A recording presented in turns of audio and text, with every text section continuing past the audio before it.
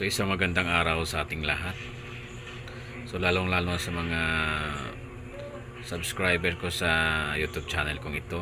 So maraming salamat sa inyong suporta, sa palagi nyong panonood ng aking mga uploaded video. So bago ako mag content tungkol sa mga comments sa aking mga uploaded video, so kung bago pa kayo sa aking channel, paki-subscribe naman at saka paki-hit ng notification bell button para ma-notify kayo sa mga bagong video uploaded ko.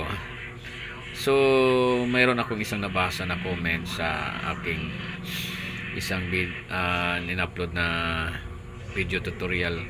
So sabi niya, maraming salamat po kasi nakapasa ako sa assessment ng SMAW NC1. So nakakagaan ng feeling, nakakataba ng puso na kahit sa content ko na ito, marami akong natutulungan. Kasi totoo naman talaga na sa pag-welding, sa assessment, so hindi lang talaga actual. Kasi maraming mga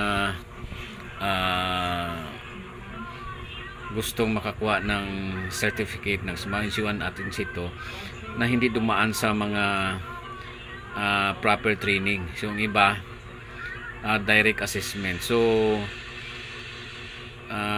hindi lahat ng sa industry matutunan nila. So matutunan ninyo.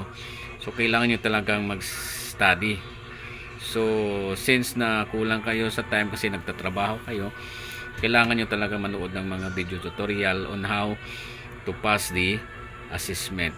So I hope na marami pa kayong makapanood ng mga tutorial ko na paano makapasa sa SMAW NC1 and NC2 assessment. So marami pa akong uploaded video, mga techniques kung paano or tips kung paano makapasa sa SMAW NC1 NC2 assessment. So sa mga nakapanood na at saka sa nakapasa, so sana pwede nyo rin itong ma-share sa mga kaibigan ninyo, kakilala. You can share this sa mga video ko na upload. Pwede lang silang pumunta sa aking channel kasi marami akong na-upload na mga video tutorial, basic welding, how to perform tack welding, root pass, different types of defects, at saka yung 5 essentials of welding. Nasa link lang sa mga video ko, pwede nyong mapanood. So pwede nyo itong ma-share yung Arnel Arquisa TV sa mga kaibigan ninyong interesadong makapasa sa SMAW NC1 at saka SMAW NC2. Kasi malaking tulong talaga to sa atin, yung NC, yung National Certificate, sa paghahanap ng trabaho. So kahit anong skillful ka pa, kahit anong galing mo pang mag-welding, pag wala ka talagang certificate, so hindi ka talaga matanggap sa mga applyan mong trabaho. So I hope na marami pang mga aspiring welder na maturuan ko or maka-learn sa aking mga uploaded video na makatulong sa kanila. Kasi marami na akong upload na video para sa mga aspiring SMAW NC2 student na gustong magkaroon ng certificate sa pag-welding.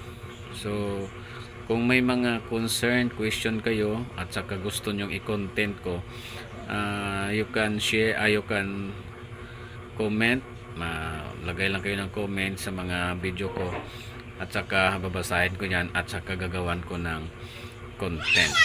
So I hope na marami pang taong matulungan sa mga upload ko na mga video. Maraming pong salamat at paki-share na lang po sa mga makapanood, lalong lalo na sa mga subscriber ko at saka mga bagong pasok sa channel ko, paki-subscribe na lang para marami pa tayong matulungan ng mga gustong mag-welding. So thank you and God bless us all.